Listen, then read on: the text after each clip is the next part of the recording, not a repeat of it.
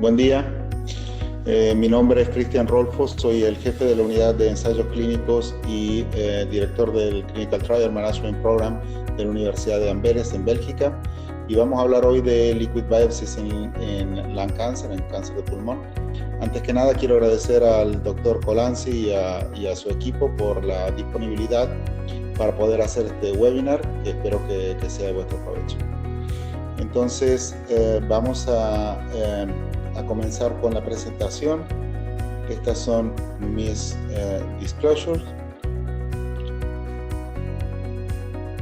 Y contamos con el patrocinio de OLA, que es la Oncology Latin American Association, del cual ustedes pueden inscribirse a olacancer.org, que es una asociación reciente nacida para aumentar el nivel científico en nuestra región y poder tener un control también educativo y una ayuda a nivel de nuestros centros en Latinoamérica para hacer un registro de quiénes somos y quiénes podemos y cómo podemos ayudarnos.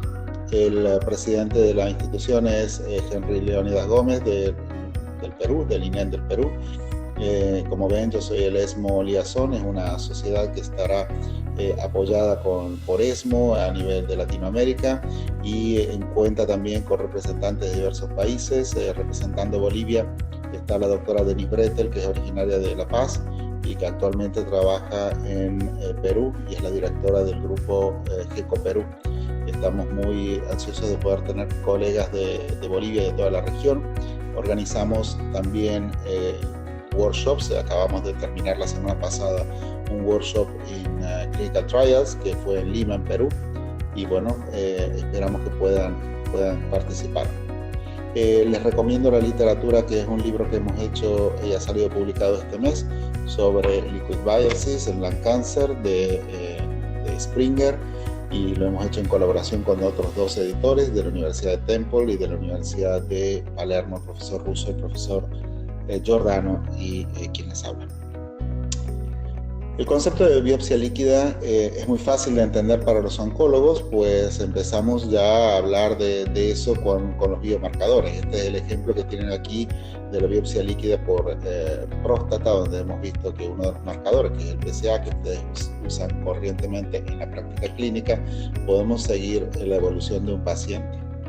Y si vamos a mirar un poco lo que es el concepto de biopsia líquida desde el principio, tenemos que recordarnos simplemente cuál es el enfoque o el proceso de metastatización de un cáncer cuando las células tumorales, no solo las células tumorales, sino otras componentes tumorales viajan en el torrente sanguíneo y llegan al tumor, llegan a establecer el tumor en otro lado. ¿Qué ha pasado en cáncer de pulmón? En cáncer de pulmón, como ustedes saben, hemos pasado desde una aproximación, un approach que era general para todos los pacientes, tratando de dar un tratamiento para todos los pacientes en la misma forma. Lo único que podíamos determinar era si eran pequeñas células o grandes células. Y luego vimos que podíamos diferenciar o fragmentar ese grupo de pacientes en diferentes grupos más pequeños donde veíamos que había diferentes alteraciones de biomarcadores. El primer biomarcador que hemos visto y que sabemos que es muy presente en Latinoamérica, sobre todo los datos que tenemos de Perú, que es un 40%, en Argentina un 21% de EGFR. En nuestro medio, en el medio europeo, en mi país, en Bélgica es alrededor del 8%, en España alrededor del 16%. ¿Qué pasa con estos pacientes? Vemos que hoy en día tenemos nuevos marcadores como NTRK, como BRAF, como MET, que han entrado también a ser bastante interesantes a nivel de la selección de los pacientes, porque tenemos hoy en día medicamentos que van a actuar en estos diferentes subtipos de enfermedad. Al momento de la recaída de estos pacientes, después de que han empezado un tratamiento con una tirosinquinasa, los pacientes pueden llegar a tener una recurrencia, y una recurrencia debida a un mecanismo de resistencia que tenemos que identificar. ¿Por qué? Porque también tenemos una posibilidad de tratar los pacientes con mecanismos de resistencia que sean targetables. Uno de los conceptos que hemos internalizado en esta aproximación molecular es que el tumor puede ir cambiando y sobre todo que hay una posibilidad de tener una progresión clonal. ¿Esto qué quiere decir? Que hay algunos clones de la enfermedad que pueden responder a un inicio del tratamiento, haciendo el tumor más pequeño, pero que algunos tumores resistentes o clones resistentes de esta enfermedad pueden llevar nuevamente a la progresión. Hay diferentes casos que podríamos comentar.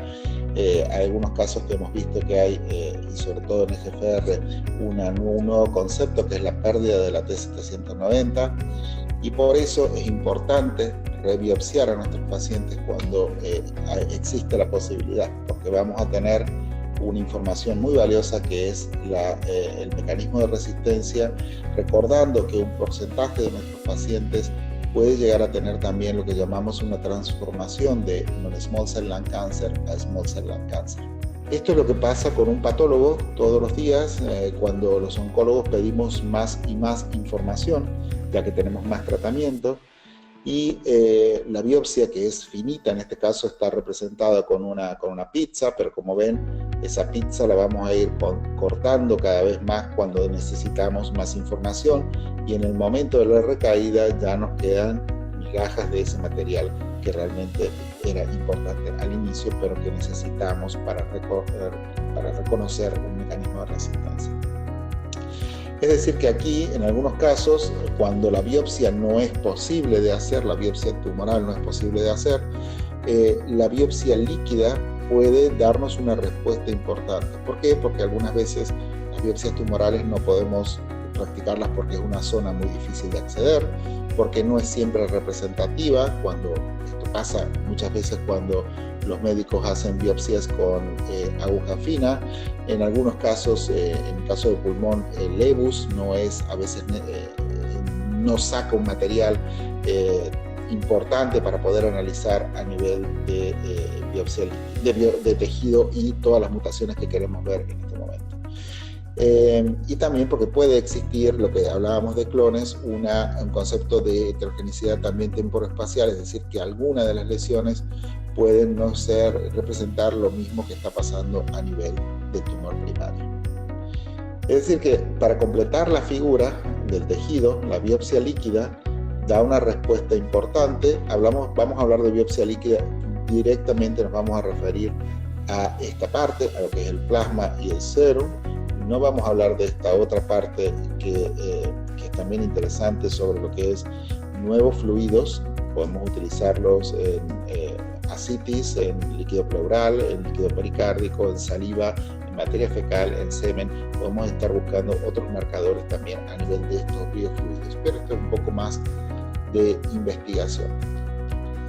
¿Para qué utilizamos la biopsia líquida? Bueno, el primero es obviamente lo que estábamos recién hablando, es de las metástasis, de identificación de mecanismos de resistencia, pero también es importante el nivel del diagnóstico precoz, de la información pronóstica y sobre todo un monitoreo en real time de la situación del paciente.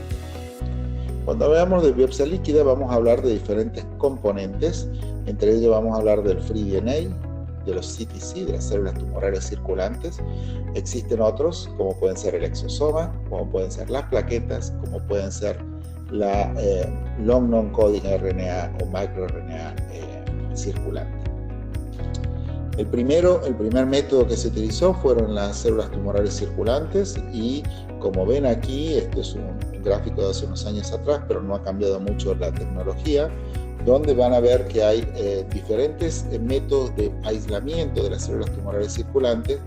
Por lo tanto, sea por propiedades físicas o propiedades biológicas, esto hace de que sea difícil muchas veces de poder aislarla de una forma homogénea y tener un resultado homogéneo.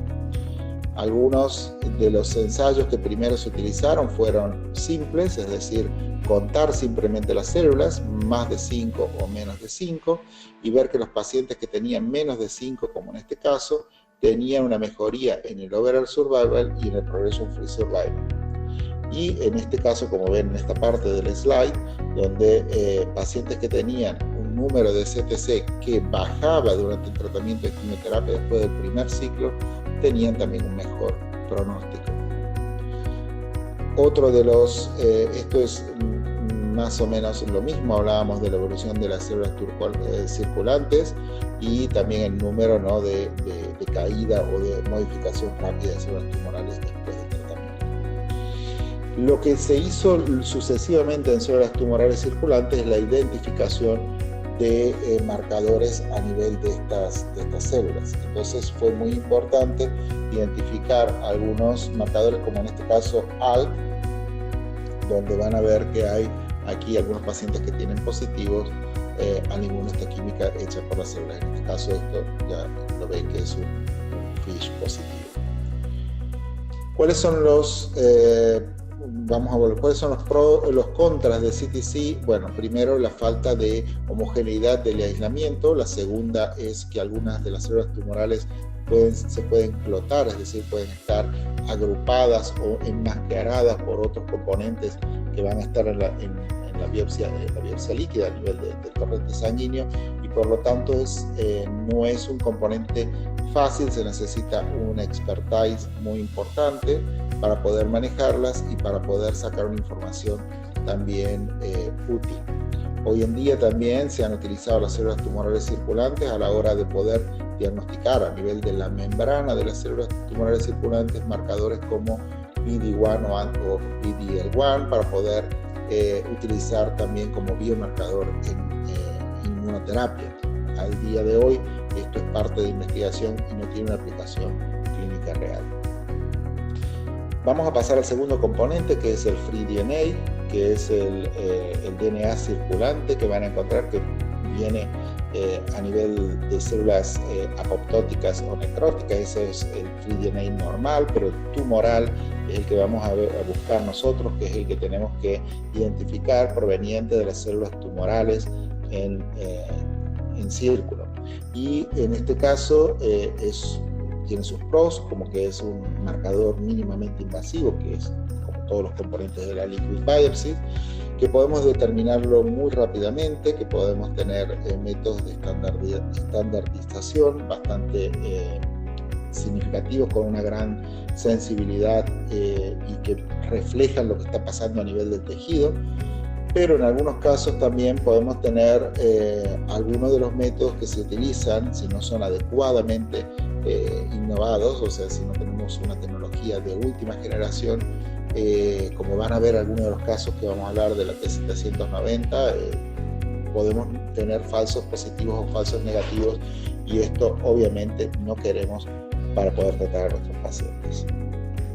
Uno de los conceptos que tenemos que conocer cuando hablamos de FreeDNA, tumoral FreeDNA, es que no todos los tipos tumorales van a erogar la misma cantidad de FreeDNA.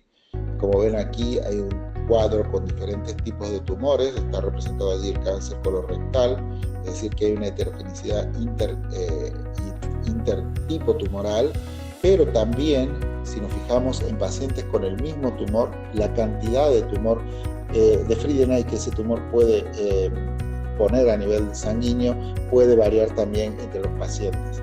¿Y por qué tenemos esa variabilidad? Sobre todo porque hay tumores que son más shedding, es decir, vamos a decir, que dan más cantidad o que erogan más cantidad de FreeDNA a nivel circulante, y otros menos.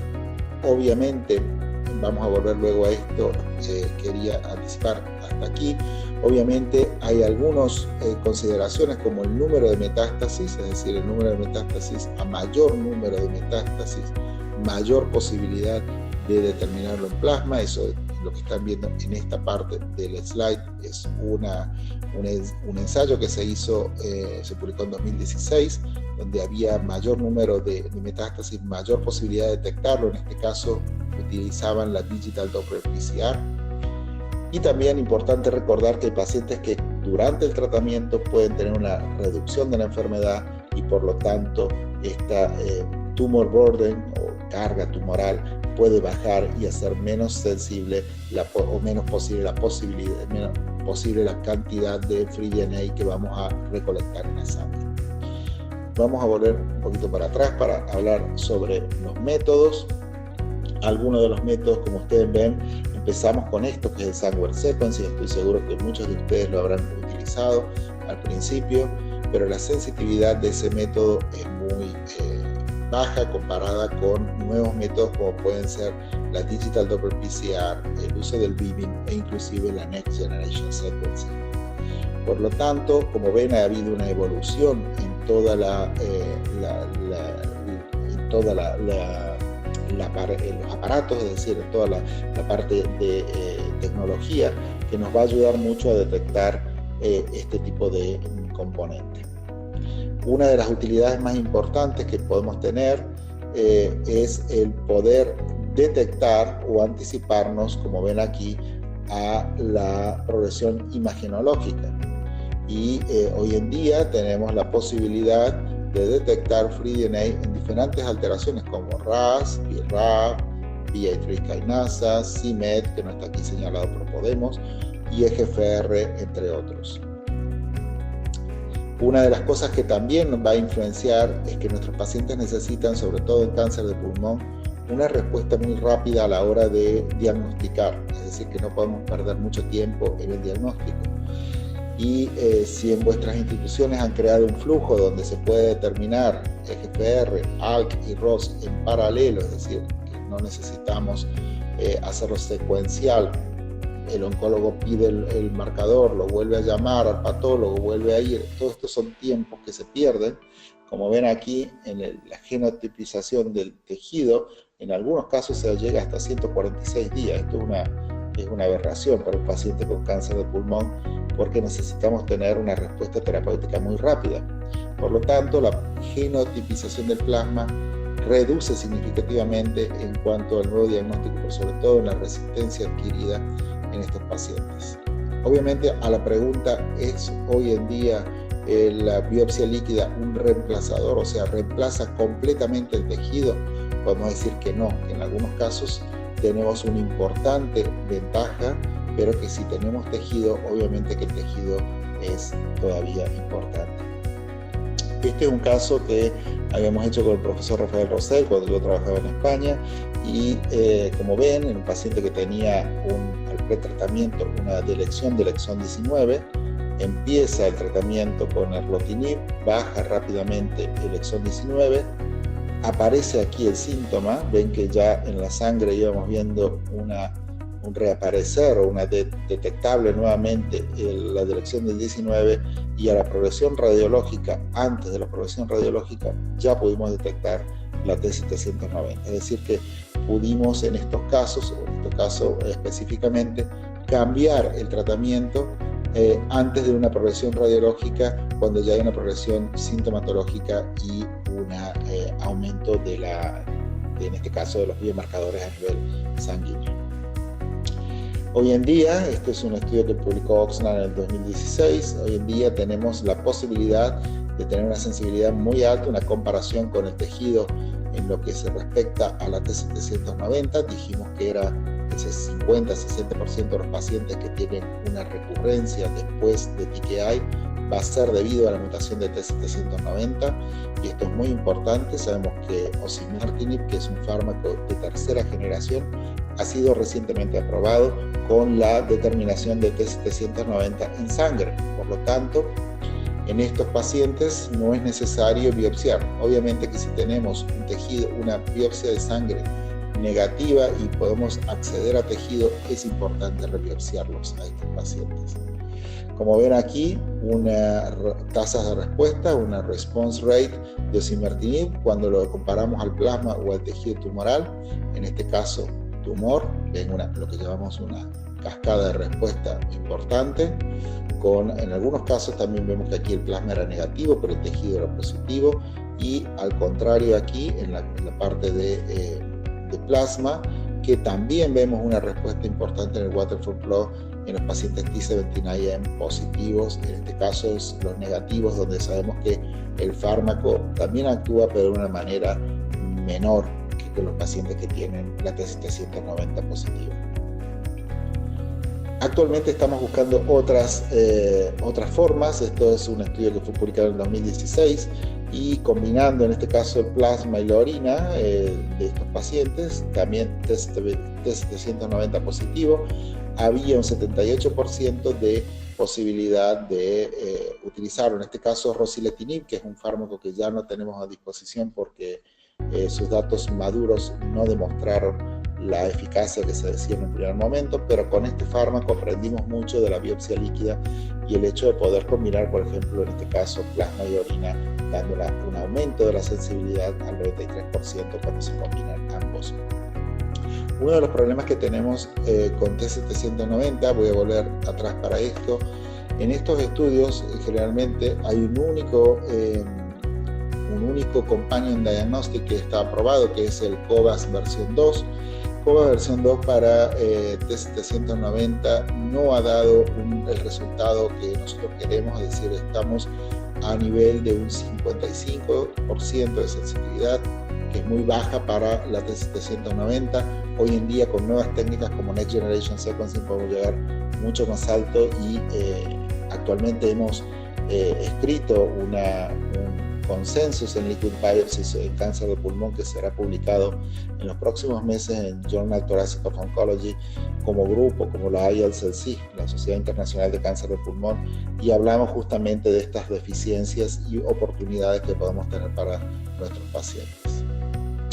Esta es una representación iconográfica de una de las plataformas comerciales que ustedes tienen a disposición, donde ustedes ven, en este caso, un somatic burden, es decir, un paciente que tenía unas alteraciones en la sangre alrededor del 25,2%, cuando inicia el tratamiento, en azul, como ven, es una delección del exón 19.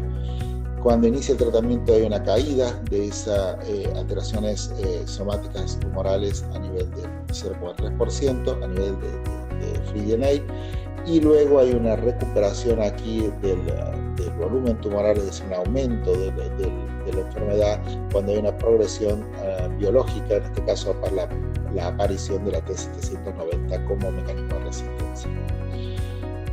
Hoy en día estamos buscando también nuevos mecanismos de resistencia a osimertinib, en este caso esta mutación que es la 797, es una de las mutaciones que han sido identificadas como mecanismo de resistencia a inhibidores de tercera generación y por lo tanto también la podemos identificar en plasma, no solo en tejido sino también en plasma con Next Generation Sequencing. En este caso ven un algoritmo más o menos como es la situación representada al diagnóstico, en este caso pacientes que tienen exón del 19 o exón 21, que son mutaciones comunes, tienen una buena respuesta, progresan a la T790, tienen una buena respuesta con una tercera generación de inhibidores y luego estamos con fármacos que pueden tenemos progresiones que con mutaciones como la T797, entre otras, y también la posibilidad de perder la T790, lo que hablamos hoy en día también de un problema que no hemos llegado todavía a dar una solución porque no tenemos inhibidores que vayan a inhibir todo este tipo a nivel en la práctica clínica, todo este tipo de situaciones como mutaciones de resistencia adquirida a tercera generación. Hoy en día estamos obviamente utilizando fármacos en investigación y esperemos tener pronto una respuesta para este tipo de pacientes. Algunas consideraciones especiales.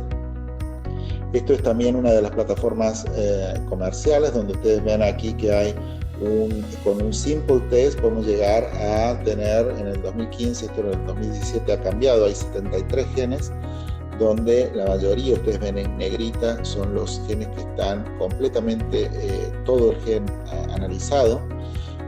También podemos ver amplificaciones, fusiones e indels, esto es muy importante. Pero con un panorama tan grande de alteraciones genómicas tenemos un tsunami genético de información que va a hacer que los patólogos, que están un poquito más lejos de la onda, puedan ayudarnos, pero los oncólogos y los pacientes estamos justamente debajo de la onda de esta genetic information.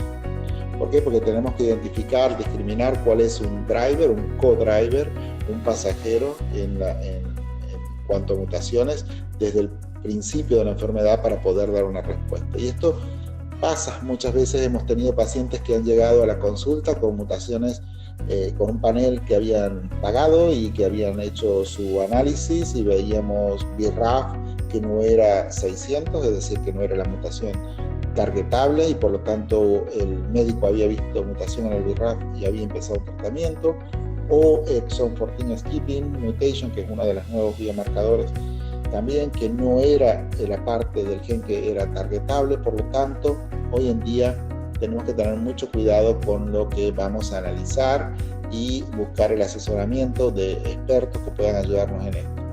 Esto es lo que pasa, por ejemplo, en esta plataforma digital, donde ustedes tienen, se analiza la sangre, se saca, se lleva a un molecular tagging, donde luego se hace un deep sequencing y podemos tener los resultados que podemos seguir viendo, como en este caso, que es lo que usamos finalmente. Es decir, que estamos estratificando mucho, creando enfermedades raras, en cánceres raros, como puede ser, por ejemplo, lo que decíamos, el caso de BRAF, 1% de cáncer de pulmón con BRAF positivo, pero que en caso de que tenga esa alteración, ha sido hace 2 semanas atrás el Mundial de Pulmón en Japón, y hemos visto que hay respuestas con la combinación de dabrafenib y trametinib muy altas. Por lo tanto, es importante cuidar bien este tipo de pacientes. ¿Qué pasa en la inmunoterapia? En la inmunoterapia con cáncer sabemos que es un ambiente muy complejo, es decir, que no es solo una situación fácil como estábamos hablando hasta ahora de una mutación directamente en el target. Aquí estamos hablando de un nivel complejo donde van a interactuar fibroblastos, linfocitos, monocitos, macrófagos, que van a complejizar un poco la situación. Obviamente para los oncólogos lo hemos disminuido a eso, lo hemos simplificado en PD-L1 expression, PD-1 and PD-L1, ¿no? PD-1 and PD-L1. Y también podemos hablar hoy en día de los CTL4, que son también interesantes en cáncer de pulmón y que es lo máximo que conocemos. Pero es importante considerar y hacer claro de que este tipo de simplificaciones no tiene que hacernos pensar en forma muy naif que solamente estos biomarcadores son los importantes. Hoy sabemos en día que hay diferentes alteraciones que pueden dar resistencia a los PD-L1, inclusive el microbioma. Por lo tanto, vamos a ver en los próximos años una evolución muy rápida de esto. Van a ver que hay no solo PD-1 y CTL4, sino que hay diferentes biomarcadores que vamos a estar utilizando. Y en este sentido, lo primero que queríamos ver en sangre era ver si se podía detectar el mutational tumor burden, es decir, la cantidad de mutaciones tumorales, de las mutaciones que encontramos en el tumor a nivel sanguíneo, y calcular ese porcentaje. Y en este caso, en el estudio que se utilizó con atezolizumab, Poplar y OAC, presentados en ESMO este año por el Dr. Gandara, se vio que los pacientes que tenían un número mayor de 16 megabytes de copias tenían aquí un porcentaje, podían responder mejor al progression-free survival, se los veía mejor que los pacientes que tenían un número menor de mutational tumor burden cuando se los trataba con atezolizumab comparado con docetaxel en segunda línea. Y además, si recuerdan un poco en tejido lo que es el score que utilizamos para atezolizumab, se recordarán de que utilizamos en el tejido y en las células tumorales infiltrantes el 1, el 2 y el 3 de positividad del score. Van a ver que los pacientes que tenían más de 16 copias, megabytes en mutational tumor burden, y se asociaba la positividad mayor de la expresión a nivel tumoral y a nivel de células infiltrantes de PD-L1, tenían una mayor respuesta en cuanto ven aquí el hazard ratio, progression free survival y en overall survival es muy significativo. Por lo tanto, el doctor Gandara concluyó cuando se hizo su presentación que esto es que ha demostrado el análisis exploratorio que puede ser mesurable, medido a nivel sanguíneo. Esto es muy importante, que este cutoff de 16 hablaba de identificado en un estudio que era el Poplar, se pudo asociar el beneficio en progression free survival en el otro estudio, y que esto es una forma de identificar, obviamente única de identificar pacientes. obviamente son buenas noticias, pero el cutoff de 16 es un poco todavía arbitrario. Tendríamos que ver cuál es realmente el significado, si es realmente ese el cutoff o no, y obviamente que esto es parte de la investigación y no podemos aplicarlo a la clínica práctica de todos los días.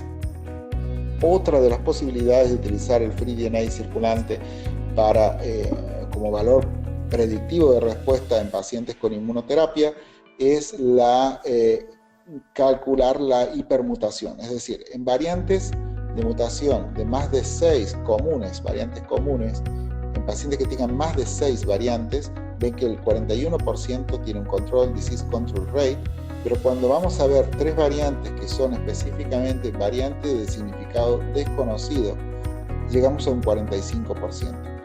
Si lo trasladamos a esto, a progression free survival y a overall survival, buscando solamente las variaciones desconocidas, de significado desconocido, mayor de 3, vemos que tienen una mejor progression free survival y overall survival que los pacientes que tienen menos de 3 variantes desconocidas. Y si lo pasamos a esto, a progression free survival, como ven aquí en meses, 3,84 versus 2,07 y 2,85 versus 2,19. Obviamente esto es parte de investigación, estamos aún lejos de aplicarlo en la práctica clínica, pero se los enseño como para que vean cuál es el tren que va llevando la investigación hoy en día para buscar biomarcadores nuevos en inmunoterapia. El último, más innovativo también, es el dinámico, o sea, es un cDNA dynamic, es decir, ver la cantidad de fracciones alélicas que van a ir cambiando durante el tratamiento. Y como ven aquí, esto se realizó a 6 semanas de haber empezado un tratamiento. En este caso hablábamos de durvalumab, que es un nuevo anti-PD-L1 que no está todavía en comercio, pero que está en investigación. Y como ven, la mayoría de los pacientes que tenían una bajada de estas fracciones alélicas y que tenían respuestas parciales o estabilización de enfermedad, la mayoría de ellos tenían una bajada importante del DNA después de 6 semanas. Y esto se tradujo también en una posibilidad de un overall survival y un progression free survival mejor cuando esa fracción alélica disminuía que comparado cuando aumentaba. Hoy en día hay otras compañías, esta es una compañía belga también que está tratando de hacer un mix entre tejido y liquid biopsy, y como ven aquí, esto es un panel donde se analizan en el tejido diferentes biomarcadores más allá de PD-1 o PD-L1. Estamos analizando CDH, CD163, FOXP3, CD20, pero también a nivel de un segundo panel se analizan también la parte de líquido, y en la parte de tejido también se incluyen otros marcadores como nanostring o whole exome sequencing para poder identificar un marcador.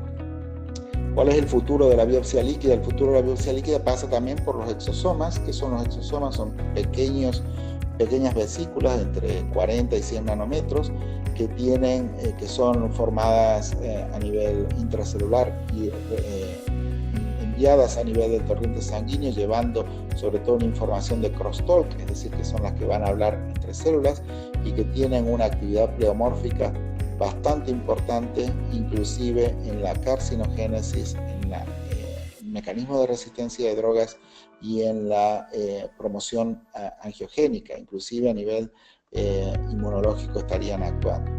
Hoy en día se están haciendo, esta es una plataforma también comercial, donde se ha podido identificar la mutación de EGFR dentro del exosoma. Estas son 2 mutaciones comunes, y la de T790, y como ven allí hay una importante sensitividad, concordancia con el tejido, 75%, 81% con estos exosomas. En nuestro laboratorio lo que hemos hecho es analizar a nivel de, esto es osimertinib, antes tenía este nombre de la molécula, analizar en el contenido de microRNAs dentro del exosoma, que son bastante estables, poder analizar en algunos pacientes cuando hay empieza un tratamiento y una downregulación de los microRNAs que están asociados a EGFR la mutación de GFR y agresividad, que son oncomiomas. Y en este caso lo mismo sucede cuando ven que aquí antes de comenzar el tratamiento había como un aumento, un tren hacia el aumento y luego una disminución franca. Obviamente estos son datos de prueba de concepto, no son de aplicación clínica, pero es interesante poder conocer que se están estudiando en este sentido. Nosotros hemos hecho en colaboración con OncoDNA un proyecto de investigación que estamos prontos para publicar, donde que es esto, que hemos podido determinar la translocación de ALK dentro del exosoma con una respuesta importante, una sensitividad del 64% y una especificidad del 100% dentro del exosoma, estas variantes de ALK, que es muy importante para poder tener un tratamiento para nuestros pacientes. Hoy en día también los exosomas están involucrados en la inmunidad y hay ensayos clínicos que están tratando de elucidar su rol, inclusive después de la radioterapia. Estas son imágenes de nuestro laboratorio de exosomas. Como ven aquí, esta es una célula tumoral de lung cancer con un núcleo, y estos son exosomas de células resistentes que han internalizado perfectamente en estas células, y como ven ahí ya están induciendo un cambio a nivel de la morfología de la célula, haciéndola un poco más agresiva. Este es la gente que colabora conmigo. ¿Y cuáles son los mensajes que me gustaría dejarles hoy? Que la biopsia líquida obviamente ha entrado en nuestra clínica práctica en oncología, que es un tool, una herramienta muy importante, que no invasiva. El DNA tiene una concordancia muy alta hoy en día con el tejido, y hemos visto que en el caso de T790, en la recurrencia, podemos utilizarlo perfectamente. Los exosomas son un poco el futuro de lo que va a venir, y por lo tanto necesitamos más grants y más esfuerzos entre todos juntos. Esta es la gente que trabaja conmigo en el laboratorio, y aquí les dejo mi mail para que puedan contactarse conmigo. Es decir, hoy en día la biopsia líquida, como han visto, podemos discutir un poco sobre la utilización que tienen en vuestros centros. Nosotros también lo utilizamos más allá del caso del cáncer de pulmón, en pacientes con enfermedades de otro tipo de cánceres. En fase 1 lo estamos utilizando a nivel de identificar biomarcadores que puedan ser targetables, que puedan ser tratables, y en este caso vamos a publicar en los próximos meses nuestra experiencia como Molecular Tumor Board, utilizando biopsia líquida y utilizando tejido para identificar pacientes que puedan ser incluidos en ensayos clínicos o recibir tratamientos target con la información que tenemos de la biopsia líquida.